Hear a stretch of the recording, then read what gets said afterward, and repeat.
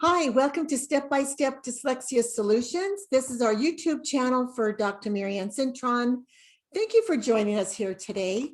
What I like to do on this YouTube is sometimes share teaching tricks, but I often like to interview people. I like to interview dyslexic adults, and I like to interview parents who have dyslexic children. And we do this for a couple of reasons. One is to raise awareness of what dyslexia is and to empower you so that you know what some of the information is. And then also for empathy, to let you know you're not alone in your situation. So we hope to give you some really good tips on these interviews. And today I have a very special new friend that I want to introduce you to. He is really a genius in my opinion, because he's a creator and he's a dyslexic man who struggled with dyslexia during school. But when I met him, I immediately saw his genius. And that's what I want to do. I want to bring peace to parents' homes by helping dyslexic children read so that we can help build their self-esteem and unlock the genius within that child. So let me introduce to you Dave Weber. Come on to our virtual stage. You can see he's a runner. Hey, Marianne. Hi, Dave. And Dave is also a veteran, so we want to honor you for your service in the Navy. Thank you for protecting our freedom. I really value that. Sure. So, David, tell the audience a little bit about you, and then I'm going to ask some targeted questions, so you don't have to tell them everything. Just give a good introduction. Sure. Basically, I grew up not being able to read. My reading comprehension was really low, and so it was difficult for me to study in school, take tests. And by third grade, my self-esteem was already starting to take a big hit, and it was basically a downward slide from that point until I ended up luckily graduating high school. So that's sort of my dyslexia background. So you said by third grade, your self-esteem started dropping? Yeah, I distinctly remember sitting in class one day in third grade and realizing that I had no idea what was going on, that I couldn't read well enough to even keep up in the class. And yeah, it was third grade. It was the realization. Well, and let me ask you, were your parents aware of what was going on?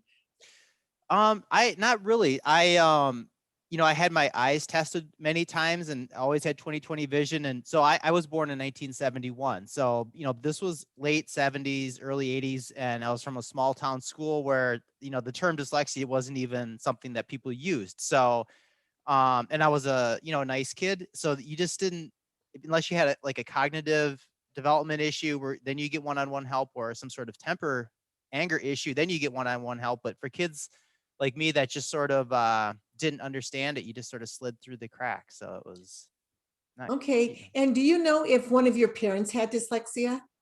I don't think either of them do. No. Okay, so in your case, it probably wasn't genetic. Probably not. Yeah. I don't think Let me ask you, so how did you get involved with helping dyslexic children and tell the audience what your current project is? Yeah, so after I got out of the Navy, I actually went to college for 4 years as well. In between jobs, I started substitute teaching, and I somehow got assigned to work one-on-one with a kid that needed extra help. And I was sitting there listening to him try to read and do his homework, and it dawned on me that he was struggling exactly the way I was. And this was 10 years after I had graduated high school. And I thought, wow, that's crazy that this middle school kid is still struggling with this. And I knew at that time I still hadn't figured out really how to read well. And so I majored in art in college, because the academics was difficult. Yes, right. So I just decided that I wanted to figure out how I could help myself read and maybe help this, kid read. And basically what I did is I approached it from an artist's point of view, and I said, what don't I like about reading? And I realized that there's certain things just with the way it looked, that it was hard for me to track my eyes, to track the text.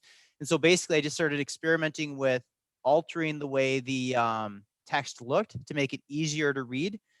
And one thing led to another, and I decided to develop a piece of software that I could load a file into it and customize the way it looked, and it would automatically format the text. And what happened was, once I went through that process, it gave me a sense of empowerment. I realized that this thing that I couldn't control that was making me feel so, lower my self-esteem and make me feel dumb, essentially, I could take that black and white text and change it to whatever I wanted. So I like all of a sudden I was empowered and I had control over it.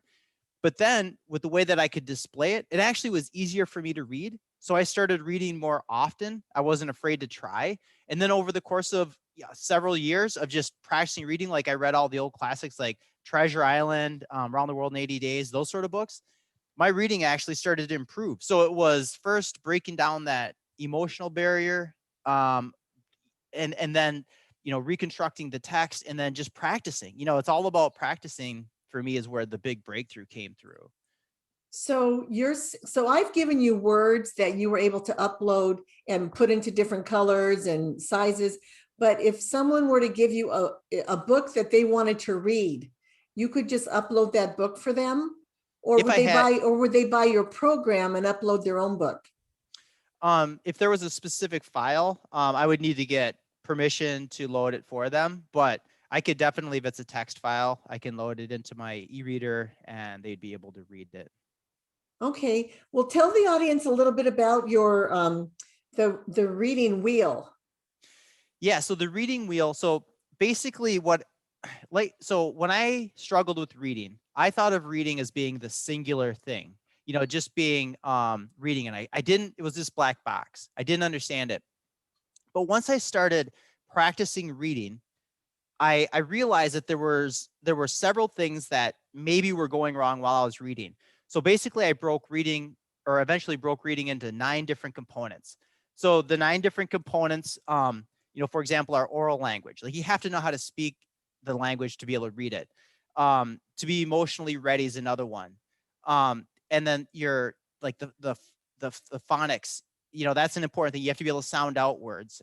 Your vocabulary, you have to be able to say the words, and visual tracking and text fluency and syntax and comprehension and reward. So like what I realized was that as I'm reading, different things would fail at different times. So for example, one day when I'm reading, maybe the text is too difficult for me. And so because I didn't understand the vocabulary of many of the words, like let's say I'm reading expository text, like a science assignment or something, or social studies.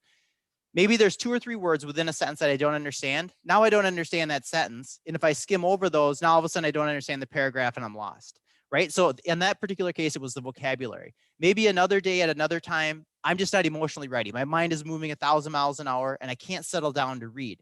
So on that particular occasion, it's not that I'm stupid. I just was emotionally not ready to read. So what that did is when I started thinking of reading as these 9 different components, what it did is it allowed me to be able to troubleshoot how to solve my reading problems. So it was like this sense of empowerment, that now all of a sudden, rather than having this black box called reading that I didn't understand, I realized that at any given time, it could be some one of the 9 different components that's causing the problem. And then once I could identify each of the 9 components, I came up with coping mechanisms, or that's what I called them, for each of the different 9. So then if I get stuck, I can use that coping mechanism and get past it and then move on. Okay, and what crosses my mind when you're sharing all this is how creative you are. And there's a lot of different creative ideas that people have out there, but there's so much resistance from the schools because they want everything research-based. And I just want to let the audience know that, I'm being trained in Orton, Gillingham, and I created a reading program that is research-based. And there's got to be room for other things.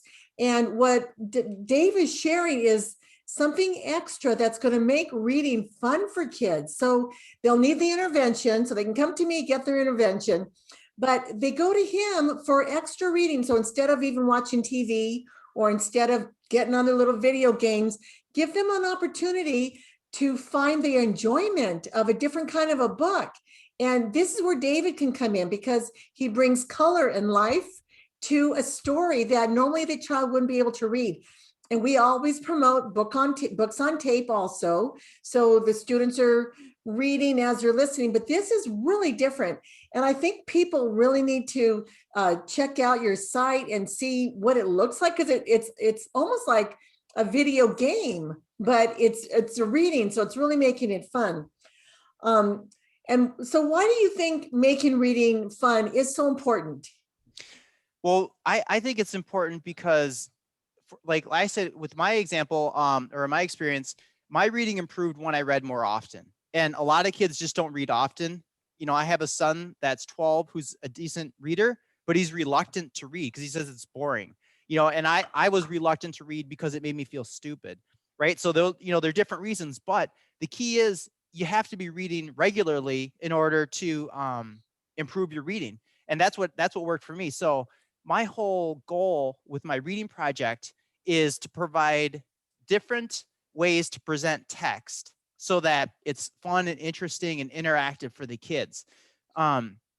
So that it engages, they're visually stimulating to them, as well as presenting text in chunks of words that they can process. You know, a lot of kids, if you see a whole page of text, it's overwhelming. But when you break that down into something the size of a text message, where it's literally a sentence or two sentences, that's something that they can manage and they can get through that.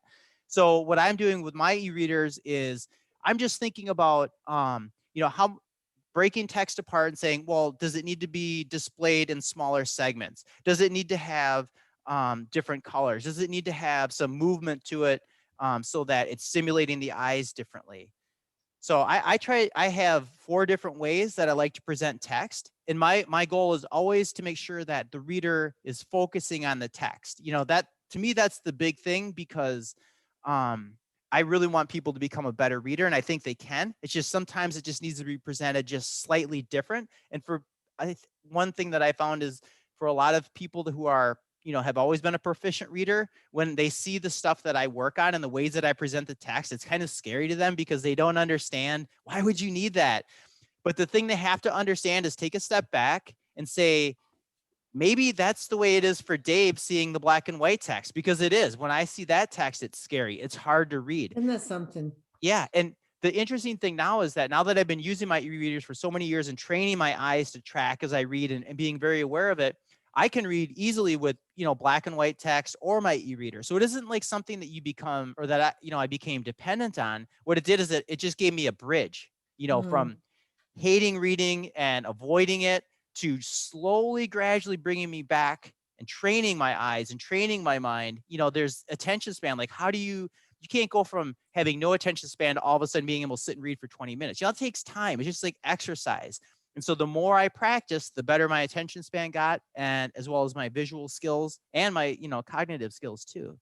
So if somebody were to use your e-reader, they don't just go online and use it. They have to actually interact with you and give you information of what they want put into your e-reader, correct? That's right. I mean, right now I have an e-reader app that I have some stories loaded in it that people could use or read and practice using.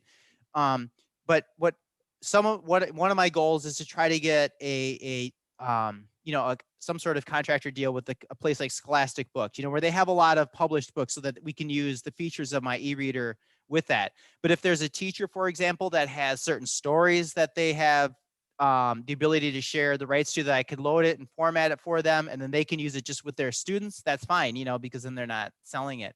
So I can customize any sort of text that they want to the different e-readers that I use or have made. Have you tried to take this to the schools? And if so, what kind of opposition have you faced? Is it what I've shared already, or? Yeah, so I would say the students that have done the best with it so far are kind of the ones that have already gone down the traditional path and they've tried all of the regular intervention, and the kids still don't get it. So I'm kind of the group that works best with my program, are the kind of, where they just need something extra. The teacher just doesn't understand that, they've tried everything that they know, and then they're like, I just can't get him to read. He just doesn't like to read. I think he's got the skills, but so I mean, I do get some resistance, from teachers for that, but it has to be the right student. And I would say that if it's a student that either wants to read or is reluctant to read, but they're doing their phonics training, all their regular training, but then there's just some missing piece, and that's where I would say give my program a try because of the way that it presents a text, and it really helps calm them and make it visually, more stimulating for them. It's just, with technology, what we're able to access these days, and with kids getting burnt out with Zoom, it just seems like a nice way to keep them engaged in academics and teach them to love reading. So, David, why don't you share what are some closing thoughts you want to tell parents so that they could reach out to you, and how can they reach you?